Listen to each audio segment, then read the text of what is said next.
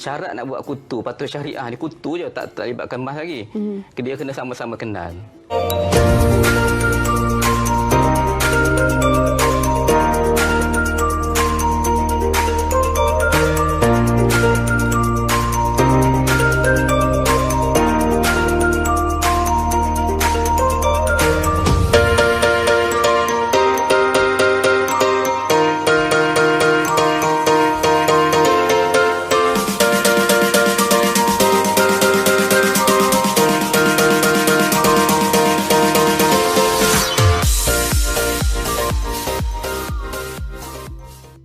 Okey, soalannya yang pertama, Ustaz, apakah dibolehkan kita membeli emas secara bermain kutu sedangkan mungkin harga emas akan turun ataupun naik dalam tempoh itu? Dan yang kedua, apakah hukum memajakkan barang-barang emas dan apakah cara pajakan yang dibenarkan dalam Islam? Terima kasih atas soalan yang diberikan daripada sahabat kita Mas Nida Johari. Jadi doktor, dibolehkan tak kita membeli emas secara bermain kutu sedangkan mungkin harga emas tu turun naik dalam tempoh tersebut?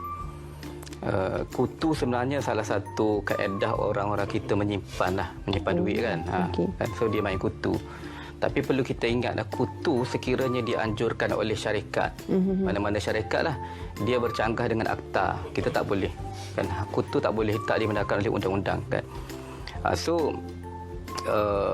Bermain kutu ni, kalau kita nak buat juga kutu, boleh buat dengan adik-beradik, boleh. Kawan-kawan pejabat tu tak ada masalah lah kan, sebab dia sama-sama yang kita kenal. Syarat nak buat kutu, patuh syariah ni kutu je, tak libatkan emas lagi. Dia kena sama-sama kenal. Kan? Kalau ada yang tak kenal di antara yang ahli-ahli kutu tu, mak kutu je kenal kan. Kita tak kenal orang ahli-ahli yang lain. Itu tak boleh sebab ada unsur gharar di situ. Sebab kutu ni ibarat saling berhutang antara satu sama lain lah kan. So mula-mula orang tu hutang dengan orang tu, kemudian orang tu bagi hutang pula, gile-gile. So emas ini kalau dia buat kutu untuk jongkok emas, memang peraturannya tak boleh lah, terutama kalau dia janjikan nak bagi emas. Saranan saya kalau nak buat kutu juga, nak simpan dengan adik-beradik ataupun dengan rakan-rakan, dengan jiran tetangga, rakan-rakan sepejabat, buatlah kutu, tetapi bagi option sama ada dia nak dapatkan emas ataupun dia nak dapatkan duit kan. So sudah tentulah kalau dia orang yang lewat dapat duit, masa tu emas dah naik kan, tentulah dia dapat sikit lah emasnya. Kan sekarang ni 300 emas. So katalah kutunya hasilnya adalah 300, dia dapat 1 gram. Kalau hasil kutu itu cuma 250, dia tak dapat 1 gram pun lah. Kan? So sebab kutu tu bila kita masukkan duit, kita masuk base pada nilai ringgit. Kan? Base pada nilai ringgit.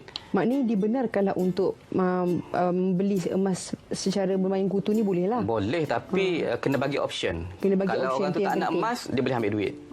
Contohnya dia kata cincin dapat kecil je bila giliran dia kan. So dia kata tak apalah, dia nak duit kan. Sebab masa kebetulan giliran dia tu mahal. Soalan yang seterusnya tadi, hukum memajakkan barang-barang emas dan apakah cara pajakan yang dibenarkan dalam Islam? Kita nak tahu cara pajakan tu. Cara pajakan macam kita ceritakan tadi, dia kena pajak dekat ar-rahnu lah, ar-rahnu patuh syariah kan. Sekarang ni ar-rahnu semua patuh syariah, ar-rahnu patuh syariah menggunakan kaedah tawarruk kan. Dulu guna kaedah upah simpan. Sekarang ni guna kaedah baru tawarruk. So dia kena pergi kepada ar-rahnu yang patuh syariah. Jangan pergi kepada tempat-tempat pajak gadai yang tak patuh syariah lah. Perlu mengikut guideline syariah. Kalau kita tahu pun kita tanyalah kepada yang lebih tahu kan. Dia tulislah ar-rahnu kan. Ar-rahnu, masya-Allah.